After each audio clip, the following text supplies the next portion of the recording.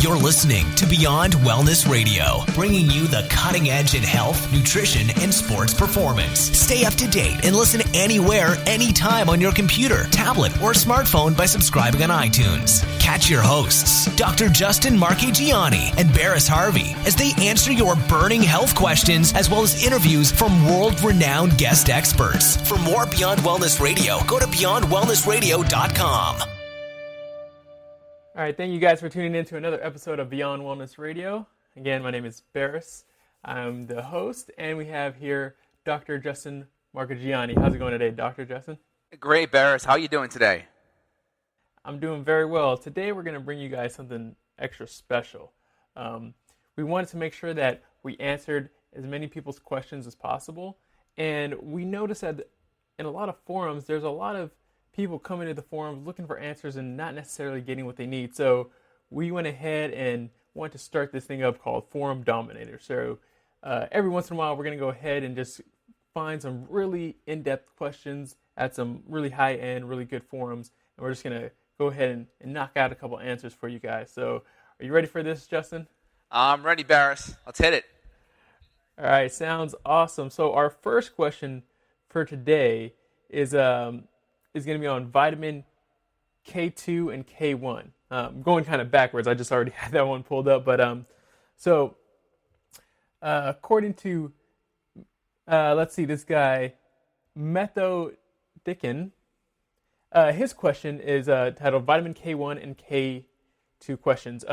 So if you're getting plenty of K2, do you still need some K1 to help with the clotting or something? Leafy greens don't do well in my gut, is why I ask. What are the best sources of K2? If I do still need K1, what are some good sources that don't have the roughage of a salad? Where does MK7 come into play? So then he went ahead and had some sources on there. He put Chris Kresser's thing about vitamin K2. So yeah, you want to go ahead and take a shot of that? Yeah, so we have K1 and K2. If you follow the work of Weston Price, he essentially found vitamin K2 as the X factor. So there's a lot of hoopla about getting vitamin K2 through grass-fed butter sources, through high-quality animal meat, also livers and egg yolks. So those are going to be really important for K2. K2 is very helpful for fractures. K2 also helps bring calcium into the bone. So if you're starting to see issues with weakened teeth, weakened bone issues, a lot of people are putting focus on calcium. And it's really the vitamin K, especially the K2, the MK7, is really responsible for bringing that calcium into the bone. And I think it's very important that we put our focus on that. And also having really good intestinal bacteria balance helps the bacteria in your gut make a lot of its own K2. Yeah, definitely. I've seen some of the same research, and our gut microbiome actually does a lot when it comes to this. Do you think that he should necessarily look for more sources of vitamin K1 necessarily? So your sources of vitamin K1, I think just getting high quality, absorbable organic green vegetables are going to be very helpful. I think that's good. The big problem is just the K2, because we're in a whole era of going low fat. So if you're going to be going low fat, you're going to have problems with the K2. Now, a lot of animals can convert that K1 to K2, and if we have good intestinal bacteria as well, we can help convert it. But let's take a look at society today. We tend to have a dysbiosis, right, which is a higher amounts of bad bacteria in relation to good bacteria. So if we're having more bad bacteria, we're not going to be able to produce the nutrients and convert the nutrients properly. Good bacteria produces K2. It also is going to help with certain B vitamins and such. So if you have bad bacteria, you're going to produce excess lactic acid. You're going to be more in an inflammatory state, and you're not going to be able to extract nutrition as well out of the food you're eating. Okay, definitely. So as long as he focuses on his gut, having a healthy gut, and getting a good K2, you don't think it's necessarily he needs to go out of his way to get extra vitamin K1? I think it can be helpful to supplement it, using some grass-fed butter oil capsules or just making sure you're consuming enough good quality grass-fed butter, organ meats, or grass-fed meat. That's a good way to do it. If you're not getting that in your diet, or you already have an osteoporotic issue to begin with where you have to supplement on top of that, that's where I think it can be great. Using the grass-fed butter capsules, making sure you're consuming high-quality grass-fed butter, maybe from Kerrygold, or getting some good quality K1, K2 support in conjunction with your vitamin D, because vitamin D, vitamin K, and even A tend to work together. And they're all fat-soluble nutrients. So if you get a little bit of liver in your diet, there's your RDA of vitamin A almost for the whole month right there, and just a couple ounces of liver. You add in some good grass-fed butter, some grass-fed meat. You're pretty much set to go. Just make sure you supplement with a little bit of vitamin D, especially if you're in a part of the world where you're not getting enough sun or you have darker skin. You really have to make sure you're getting the vitamin D as well. Yeah, definitely. Sounds good. All right, question number 2. Can I add one thing to that last thing, too? Last question? Yeah, definitely. So one of the big things, too, we talk about a lot of animals, right? We see, look at these animals, cows, this and that. They just eat grass all day, and they're able to get enough, vitamin K2 just from eating plants. And the big issue with that is cows are ruminant animals. They literally have 5 stomachs, and they can ferment. And they have the ability to break down a lot of the fiber in their gut, and they can make that conversion, and they can actually convert that fiber and plant matter into butyric acid. So if anyone's like a chemist, they know, I think the butyric acid is 12 carbons, but butyric acid is butter. It's butter. So they're able to literally create their own butter in their stomach just through the fermentation and the rumination. And they have the physiology and the structure to do it. They have 5 stomachs, right? We don't have 5 stomachs. So they have the ability to do that. So it's important when we look at certain animals, we say, well, we can be vegetarians, look at these animals, they can do it. But we have to notice that we have a difference in structure and physiology. And we have to, make sure we're eating foods that are going to be higher in K2 and not rely on that conversion that other animals are more efficient at than us. Yeah, definitely. So in simple plain terms is they're able to take their very high carb diet and basically in their body it turns out to be actually a high fat diet. Exactly. Correct? It totally does. And that's yeah. just like if you have a conversation with any vegetarian about that, it kind of like throws them for a loop. What? Huh? We said butter's bad, but if it's so bad, how are they able to make it in their stomach? Yeah, exactly. Yeah. They actually break down those. What for us might be insoluble fiber, for them, they actually are able to break it down and use those fats within those fibers. So exactly. Yeah, totally. Sounds good. All right, question number 2 from Jackie123 says, really loud noises in intestines, ruining my life. Quit school, depression, and suicidal. All right, so female, 20 years old, 5'6", 140 pounds. I don't know where to start. Basically, I've been struggling with these weird, embarrassing noises, bubbling, gurgling, popping, coming, and I assure from my intestines. I feel them in my lower abdomen and especially in my lower back, down there with a question mark. For the past 5 years, it has ruined me. 5 years ago, I stopped attending high school because of that. So that was about when she was 15. Thank God I graduated thanks to homeschooling. Let me skip through just a little bit.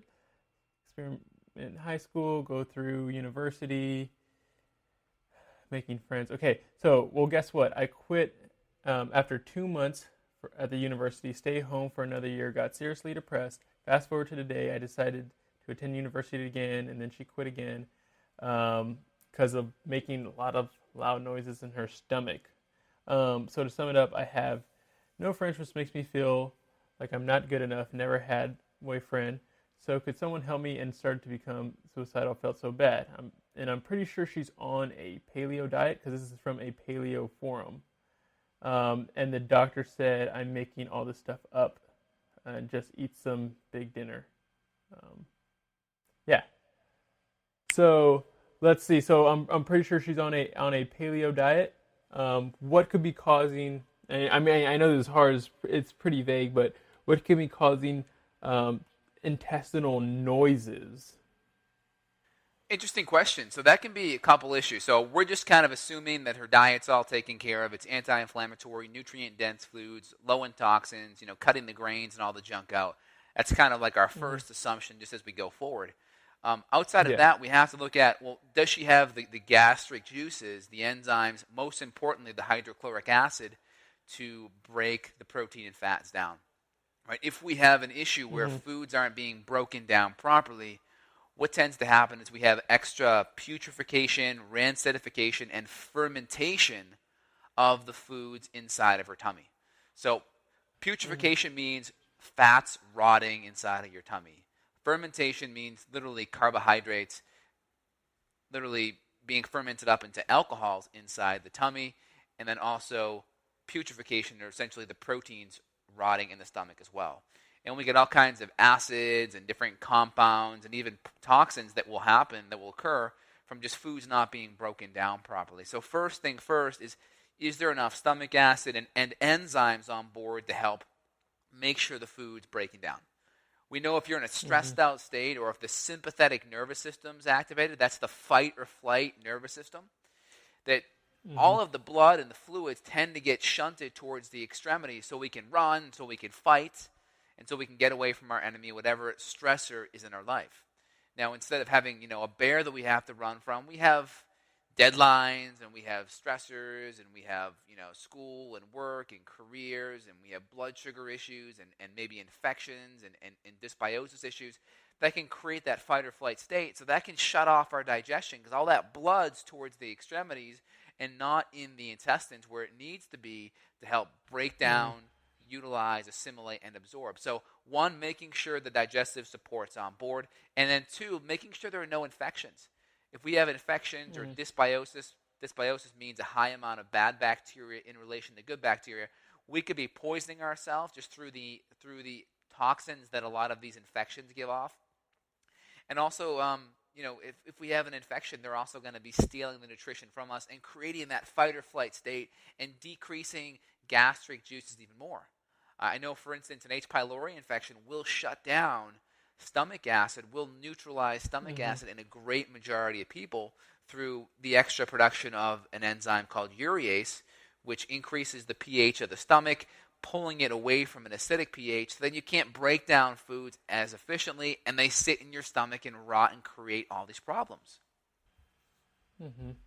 Yeah, definitely. I would definitely, if I was her, go get checked up, maybe get a lab, see what's going on in her gut, especially test for any parasites, any kind of pathogens. Another thing is, like, at least in the meanwhile, maybe look up some good resources and find something if you enjoy to cook, look up some autoimmune paleo recipes and start cooking with that. You want to really watch out for, little creepy things that might seem healthy but might be negatively affecting you. So any kind of nightshades or FODMAPs. The girl, she could even be just malabsorbing fructose. Like, she might be eating fruit thinking it's healthy, but not being able to break it down correctly. Just like you said, it could just be an infection, or her gut might have some dysbiosis. So definitely maybe running some tests might be beneficial, and really going pretty simple on her diet in the meantime.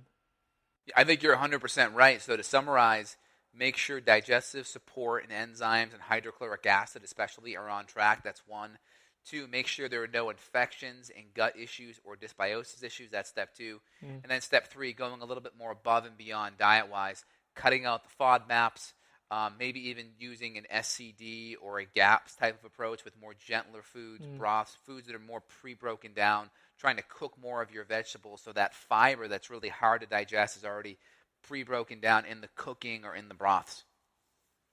Yeah, perfect. Well, that was a perfect segue into our next question. You talked about breaking down the vegetables. There's a question by dzone 904. He says, vegetables in all caps necessary in the diet.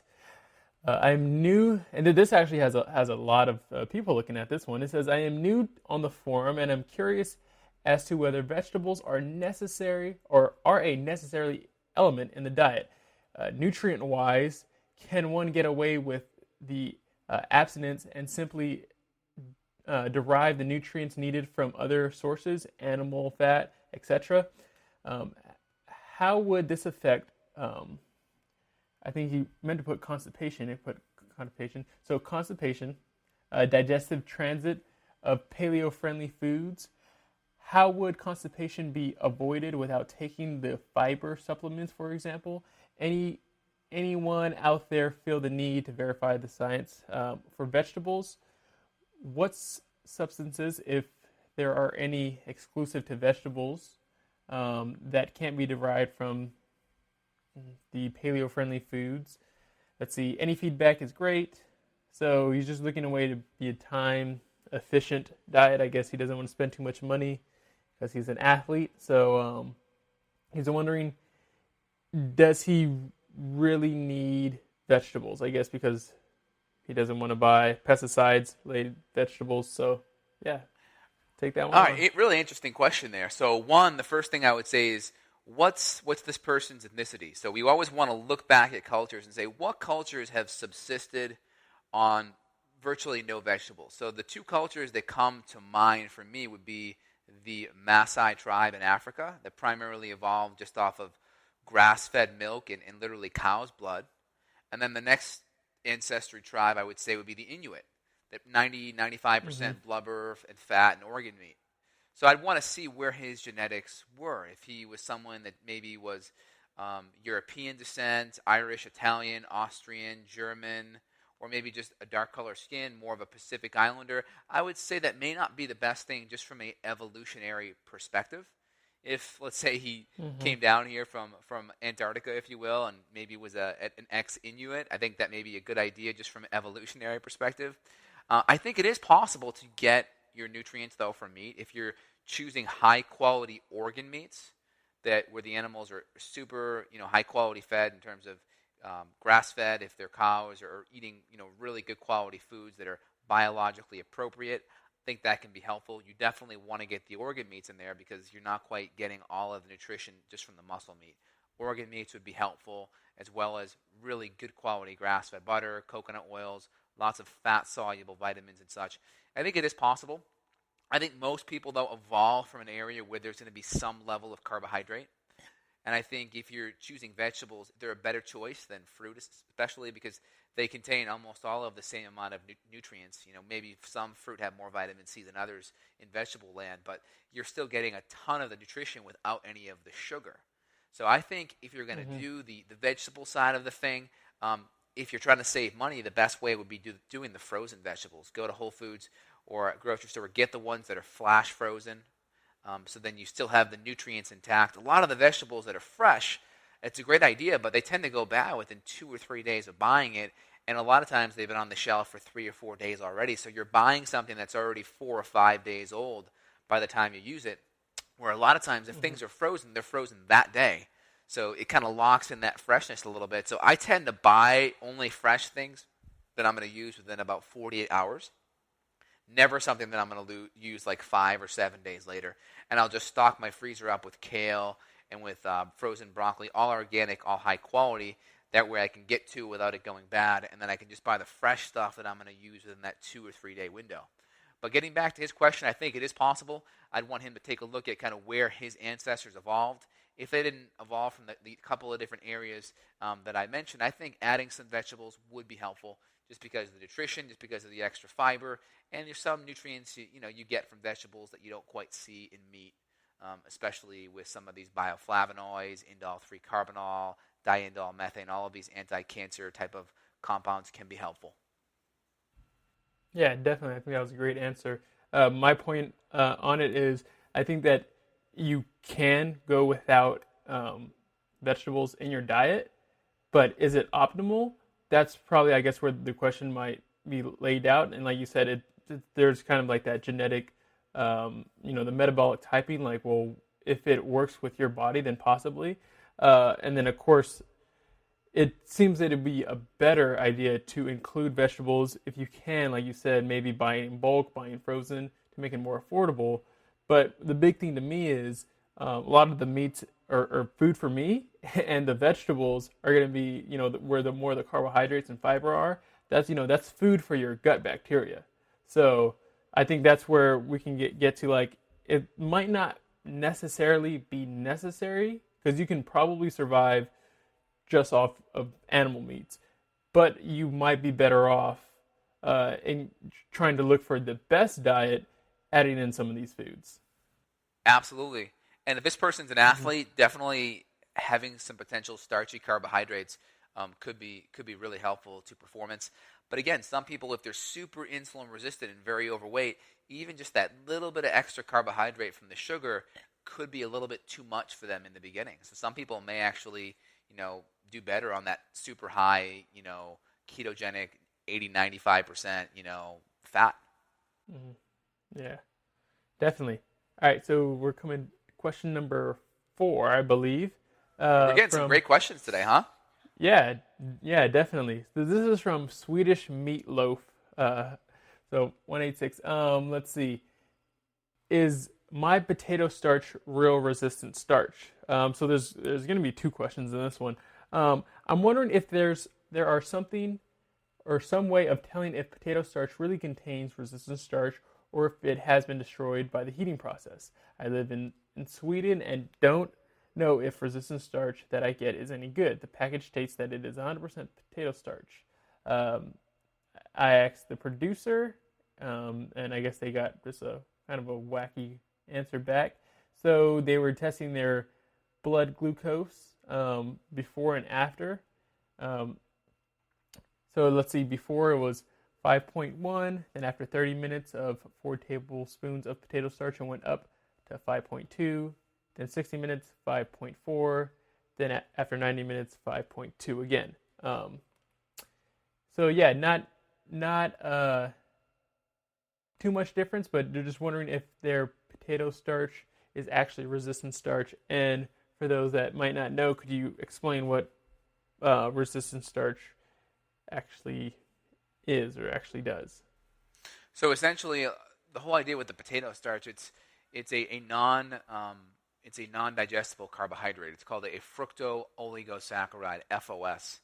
And the whole idea of FOS is you're putting that type of starch in the body to mainly fuel and to feed the good bacteria, where maybe a lot more of the refined sugar may be feeding some of the bad bacteria. So the goal is to use the FOS maybe while you're adding in some good quality probiotics to really support the good bacteria that's there so it can grow. It helps increase lactic acid. Lactic acid can really provide a really good environment in the tummy for good bacteria to proliferate. So for instance, a lot of times with female issues, we'll see an alkaline pH form in the urinary tract, and that tends to allow bad bacteria to proliferate, such as E. coli or a bacteria called Gardnerella, which these are bacteria that commonly will cause vaginosis, bacterial vaginosis, or BV, or they can even allow yeast and such to proliferate and cause yeast infections in the vaginal tract. So the whole idea is really to fuel and to feed the good bacteria. The good bacteria then produce certain nutrients and acids that help keep the rest of the mucosal membrane tracts in the body in an environment that's more hospitable for a good bacteria to grow, and then make the environment more difficult for the bad stuff to grow. Okay, cool. Is there any way for them to tell if their product is resistant starch, or is all potato starch resistant starch? Well, I mean, I'm looking at a study right here from the Journal of Applied Microbiology just 10 years ago, and they're talking about raw potato starch and short-chain fructooligosaccharides, how they have an effect on the intestinal microbiota in the way that we talked about, where it increases some of the acid compounds that come from the bacteria. It really just comes down to you get what you pay for. Choose a high-quality company that double checks and independently tests a lot of what they're doing and has a good reputation in the community. So it really would be dependent upon where she's buying it from, and just make sure it's a company that has a good reputation.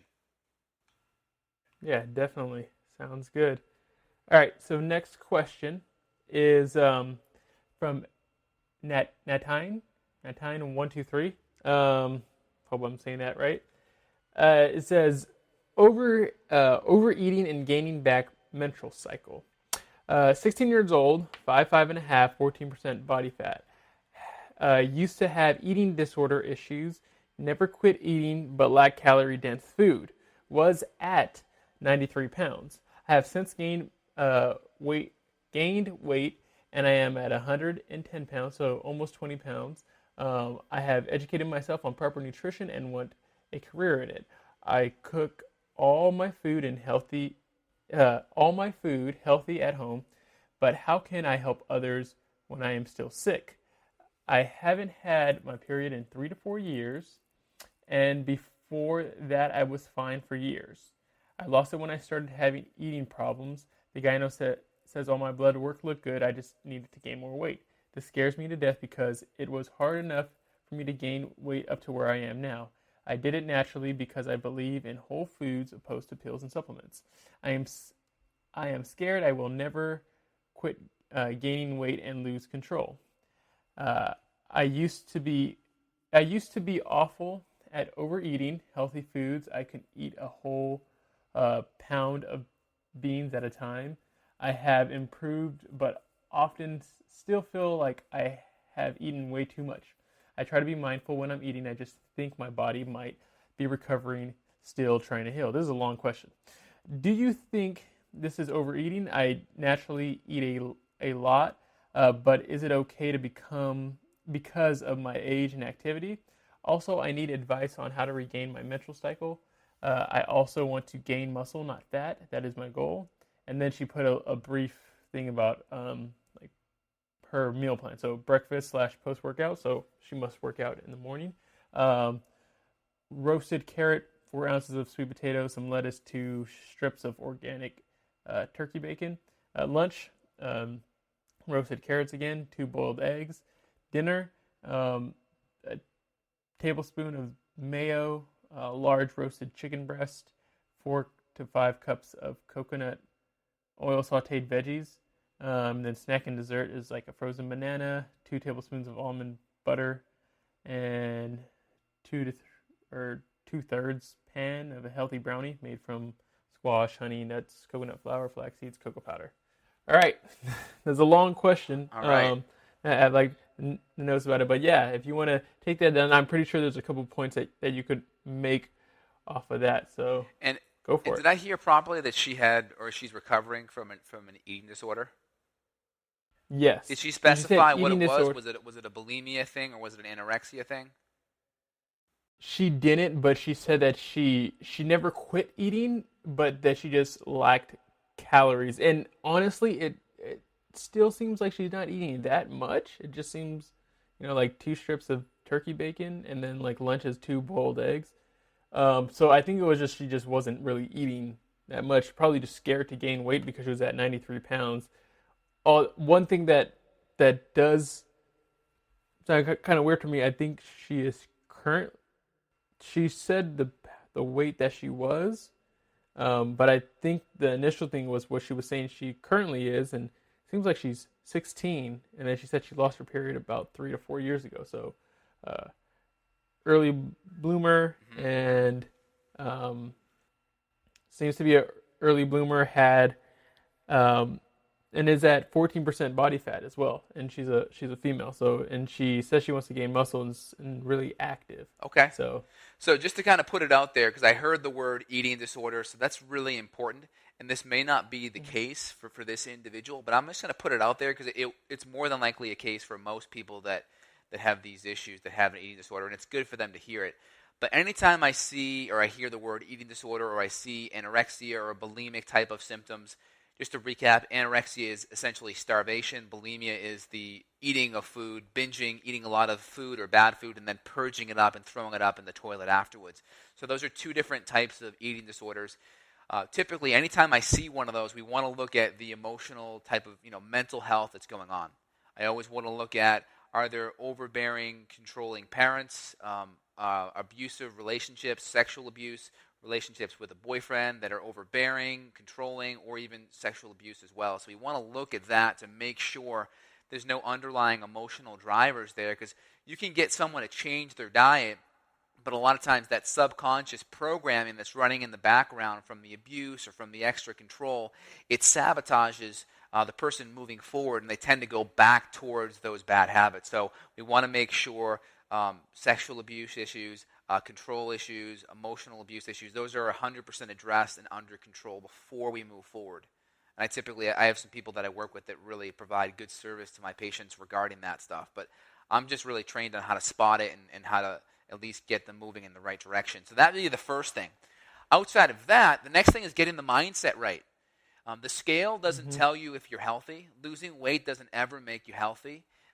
Essentially, getting healthy by eating the right foods, you're going to seek your natural weight. So based upon the weight this girl's at in the low 90 pounds, that's probably way too much.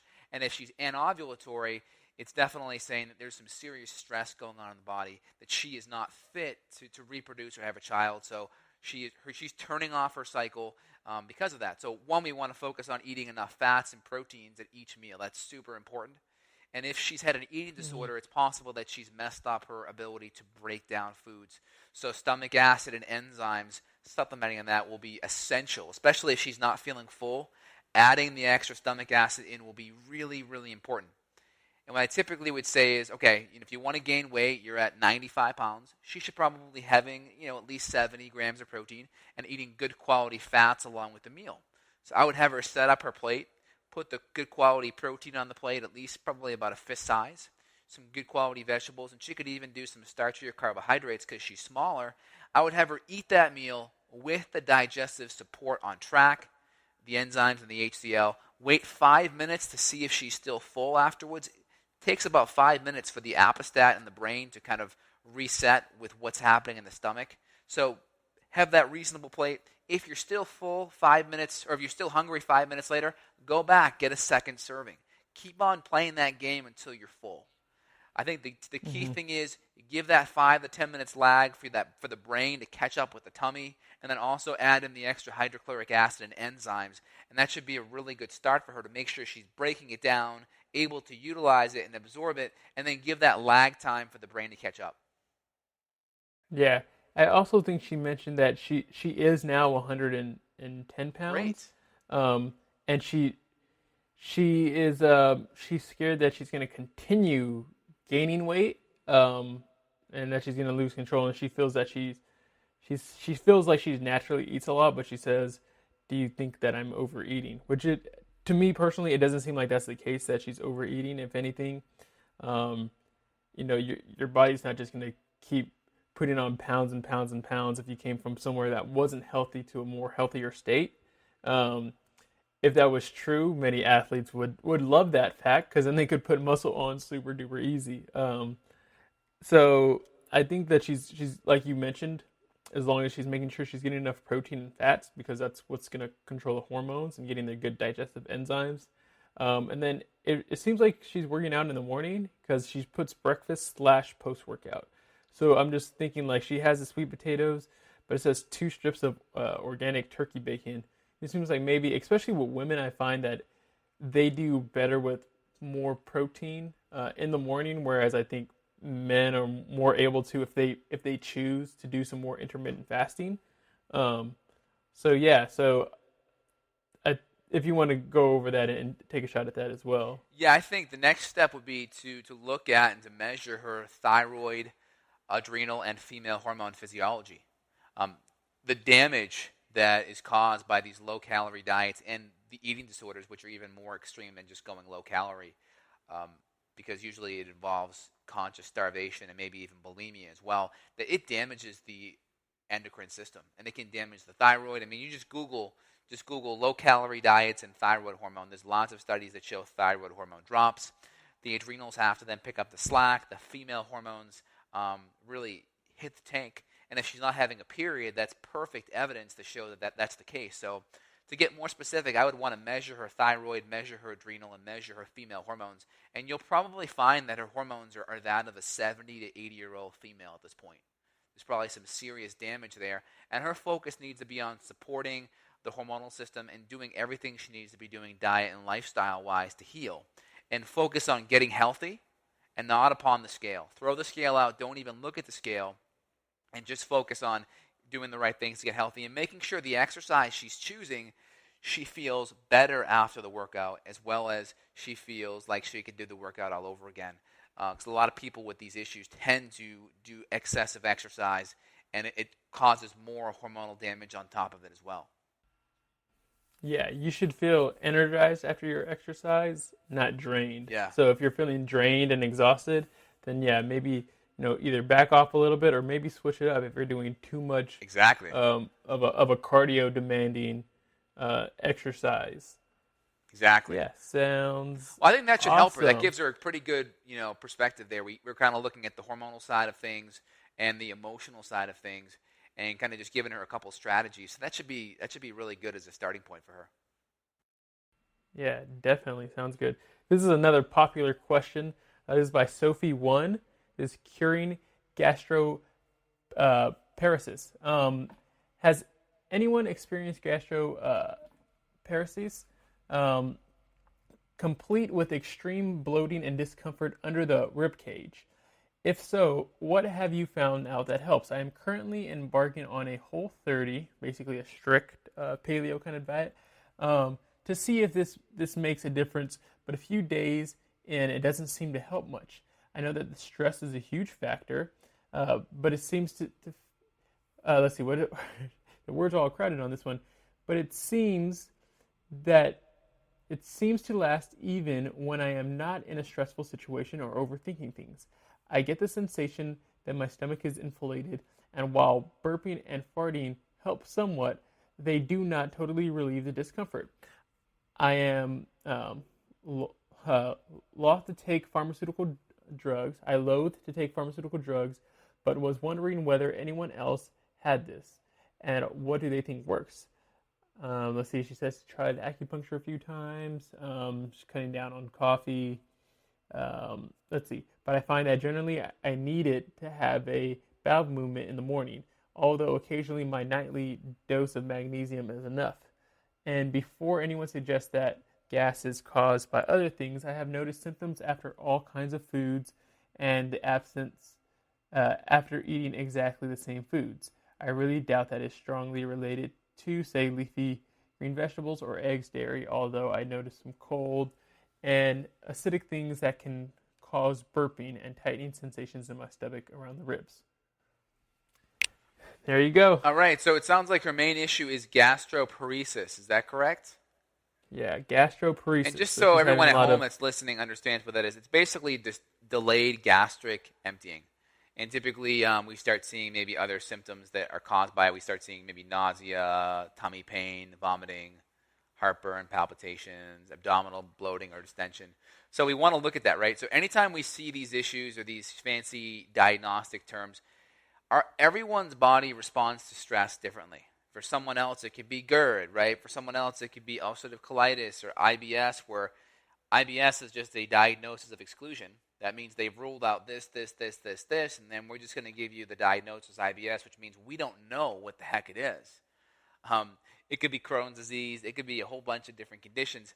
And the body responds to stress differently, and then we get these fancy diagnoses as if that's supposed to mean something. Because it doesn't give us a focus on how we're going to treat the person. Everyone kind of gets treated somewhat similar, right? So the first thing, we're going to cut out all the food allergens. Cut out the food allergens. Make sure there's nothing irritating. So you kind of already alluded to it. Some type of paleo autoimmune condition, or maybe even type of a GAPS or an SCD type of thing as well. Also making sure the digestive support's on track so they can actually break down their food. That's really important, because some of the stuff that's in the whole gastroparesis literature is damage to the vagal nerve. So the vagus nerve is what stimulates your body's ability to relax, to go into a parasympathetic state. All right, it's not the nerve that allows us to go to Vegas. It's the nerve that essentially allows us to relax and chill the heck out. So when we're in that parasympathetic state, blood goes into the stomach. All right, we need blood there because that's going to stimulate HCl. It's going to stimulate enzymes, bile production. It's going to stimulate pancreatic production, and that's going to help our foods break down. So if that nerve's damaged, or we're too much in that fight or flight state, food or blood flow is going to go away. So she mentions, well, I don't feel emotionally stressed, or I don't feel stressed. That's That's important to know, but that's only one stressor. She's probably talking about it from a place of she doesn't feel stressed. She's giving herself time to relax and to eat, which is good. But there may be some infections creating a firestorm in her gut that's stressful. It could be from a food allergen creating inflammation. It could be from just lack of ability to break down the food. It could be from dysbiosis or a fungal infection. So there may be stress that's hidden, right? So the chemical stressors are hidden. You may not be aware that there's a chemical stressor happening, and therefore you're like, well, emotionally I'm good, I'm fine, I'm relaxed, I'm eating, I'm not watching TV, I'm not reading and on the phone, I'm chilling out. So emotionally she may be good, but on the chemical side there could be hidden stressors that are creating just as much stress that if she's, driving in the car, talking on the phone, and eating at the same time. So I'd urge her to look deeper into the chemical stressors and get that addressed first. And I think you pretty much find a solution in there from just getting rid of the infections, food allergens, and supporting some HCl and some enzymes while in the process. Yeah, definitely. That sounds good. Another thing to note, in case people didn't know about the vagus nerve, you mentioned to people, that's what connects, the brain to the stomach. And it's funny that you mentioned, that helps you get to relaxation. It actually, you strengthen that when you laugh and actually when you sing, because it is a muscle that you can actually train. I think Dr. Karazian actually talks about ways to strengthen that in his book. But yeah, other things, if you're having burping, inflammation, it sounds like you're having some malabsorption of some of the foods that you're eating. And, it says that, you're on a Whole30 strict paleo, no sugar, no, but even because of the way that we treat our fruits and the way that we bread them, a lot of them are really sugary. So you want to be careful with the kinds of fruits that you eat. Maybe hold off on them for a while, and then maybe the ones that you do eat might be more of the berries. Some of the more stuff that you'll find in frozen packages, like the berries and strawberries and these kind of fruits versus the really sugary containing ones. Also, just like you mentioned, it could be some dysbiosis. Like you said, it's probably more on the chemical level, the biochemical stressors versus just the mental emotional things that you might want to watch out for.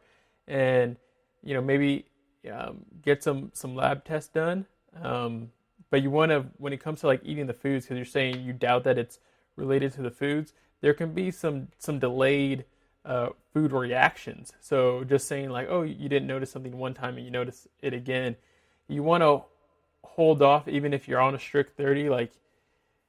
Even watch out for some of the spices. You can I love to cook, and I'll spice things up and I'll throw cayenne pepper and paprika and different peppers, and those are considered nightshades, and they could, if you're having some of these problems, they can also throw things off. So yeah, a lot of information for her to go ahead and look for. Yeah, some things she can do on top of that to stimulate the vagus nerve, as Dr. Karazian talks about it, is gargling in the morning or gargling anytime during the day. Literally, 2 or 3 minutes, really just put some water in your mouth and just gargle. You can also sing. If you play an instrument. Forcefully. What's that? Go ahead. Yeah. I said forcefully. Yeah, really forcefully. Really gargle hard.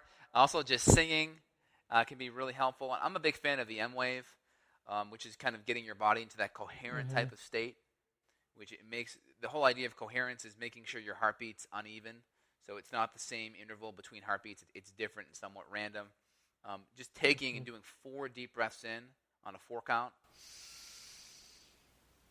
and then pausing and then taking 4 deep breaths out, or 4 seconds as a long outwards breath. So you're doing inwards for 4, hold for a second, and then outward for 4, and that really stimulates it. And then breathing in through the nose. There's a lot of parasympathetic nerve fibers connected to the olfactory nerve, which is the nerves in your sinus cavities that stimulate the vagus nerve as well. So breathing in through the nose, avoiding the mouth breathing, but deep breathing through the nose really stimulates that parasympathetic, and we'll get that vagus nerve to fire more. But again, all that stuff set aside, if you have an infection or a food allergen, no amount of therapeutic modalities to stimulate the vagus nerve will be enough if there's an infection or food allergen there. It's just you got to deal with the highest priority issue first. Yeah, definitely. Sounds good. All right, we're getting close to the end, so I want to go ahead and take down this one last question. We had some more, but we'll give that for another time. So this one is by My Miracle. Question that was just posted the other day. It says, lots of questions about paleo and PCOS.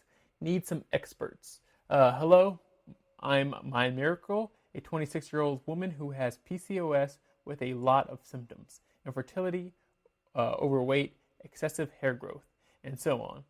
I've tried lots of diets, but nothing seems to work. I want to change my life, get healthy and happy. Paleo might be the answer I have been looking for. Because I've read so much diverse things about paleo and how to do it, I have a lot of questions. First, I'm from the Netherlands. Even though my English is quite good, I might struggle to understand some things. Okay, this is more just... Okay, so what fruits can I eat on daily amount? What vegetables? I think she's just asking like typical questions. So the main question is, she has PCOS. What can help? She's new to a paleo diet, but what can also help with having PCOS?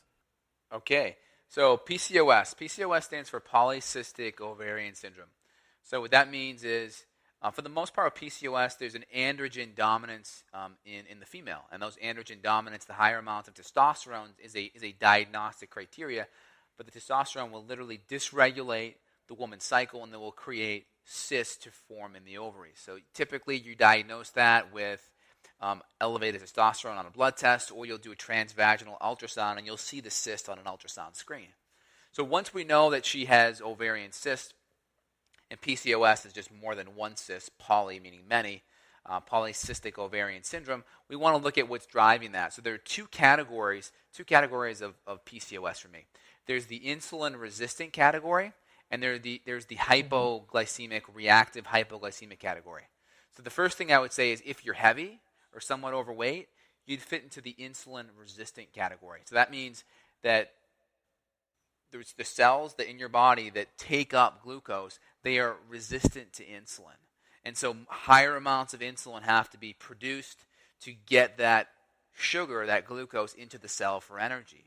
Now, what happens as we overproduce insulin, we start making an enzyme called 1720 lyase. So if you go to my newest blog, it's actually called Infertility 101. It's all about this, Infertility 101 and PCOS, and it's all about what's actually driving this. So when we have this insulin-resistant state, it upregulates these enzymes that convert our female hormones, more of our estrogen and progesterone, over to testosterone.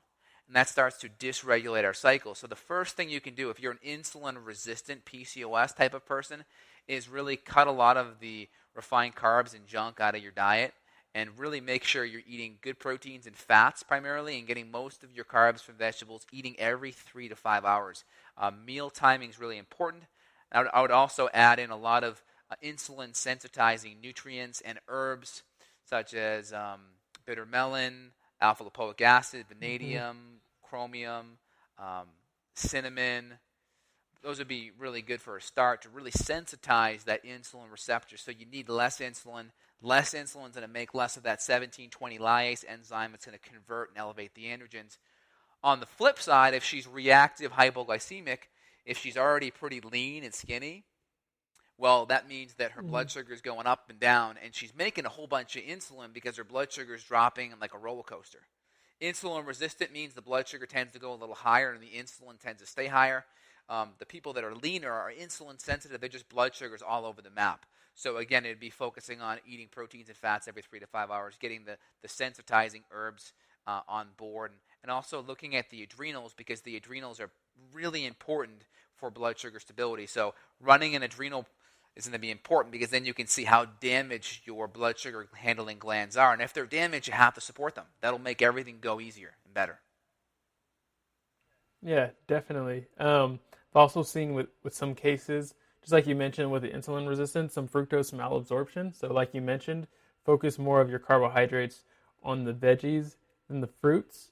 And of course, making sure that you're eating often if your metabolism is, slightly damaged. There are people that can eat, one time a day in intermittent fast, but that's for those people that have a already really good metabolism. So if you have PCOS, that's kind of signaling that your metabolism is kind of broken. So you want to make sure that you are, just like you mentioned, eating more often, kind of more of that traditional, 3 to 5 hours, 3 to 5 meals a day kind of thing.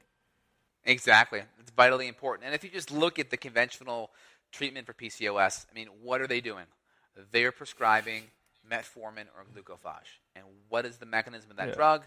Well, it helps increase insulin sensitivity, and it stops your liver from producing glucose via gluconeogenesis. So that's great. The problem with metformin and glucophage is over time it can create chronic anemic issues, B12 issues, which can then become neurological, dementia, Alzheimer's issues down the road.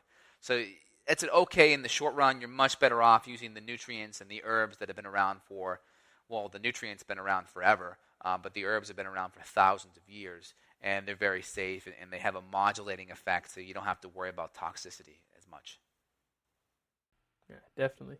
Well, that was a great episode. I was glad that we were able to put this one together for our Forum Dominator. So that's our first one. So that's going to be Forum Dominator number 1. We'll think of a good way for you to listen and find it. But yeah, so if you guys also have any questions, go to beyondwellness.com/contact, and we'll be able, or actually /questions. And so that way you can just submit your questions, and we'll be able to answer your questions as well. So again, awesome episode today. You have a good one, Dr. Justin. You too, Barris. Great talking to you. Always. Enjoy those ballet lessons today. Got a question for Dr. J? Go to beyondwellnessradio.com/question. Then tune in to hear the answer. Also, if you like the show, review us on iTunes. For more Beyond Wellness Radio, go to beyondwellnessradio.com.